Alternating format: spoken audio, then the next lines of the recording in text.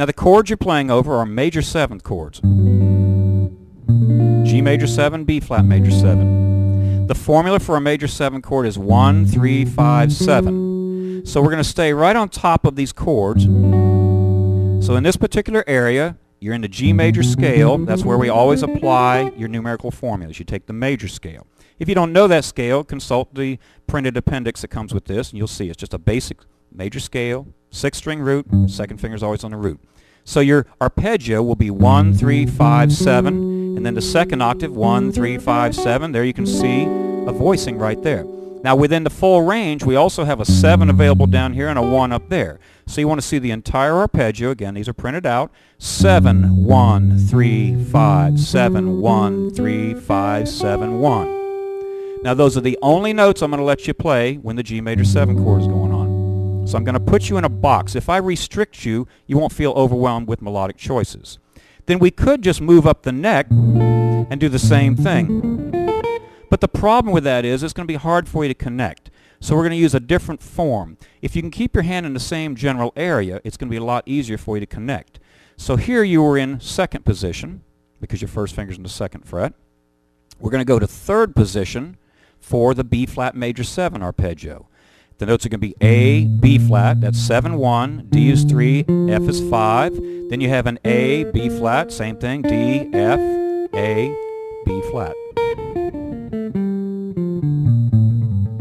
Now the scale that you would be using over the B flat major 7 would not be the major scale, it would be Lydian. We'll talk about that in a future series. Alright, now I'm going to put you in a box.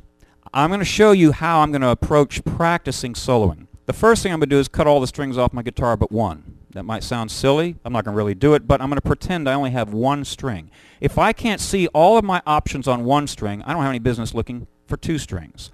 So let's just talk up on the top, on the first string. For the G major 7, you had the F sharp and the G notes.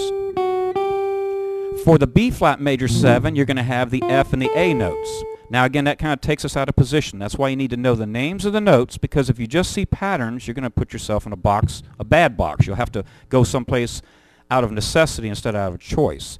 So we're going to look at smooth melodic connections. If I play the F sharp or the G during the G major 7, it's going to sound great. But then when we change chords, I need to go to an F or an A. So you only have 4 notes to choose from, 2 notes for each chord. Now your challenge is to come up with good phrasing, because you say, well, I don't have any options as far as notes.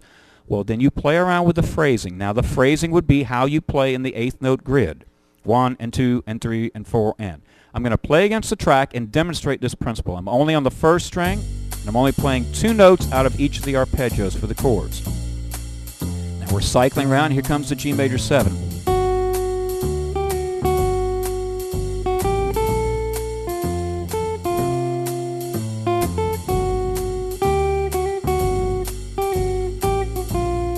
So you can't even really tell. Now it sounds very elementary, of course, because you're just restricting yourself to one spot. But if you were to sing those notes, you'd automatically sing strong notes that fit the chord.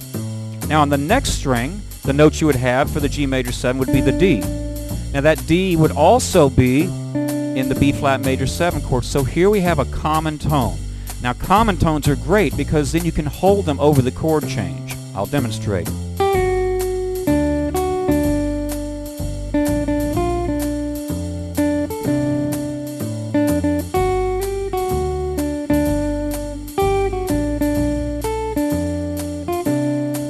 I could just sit there and go.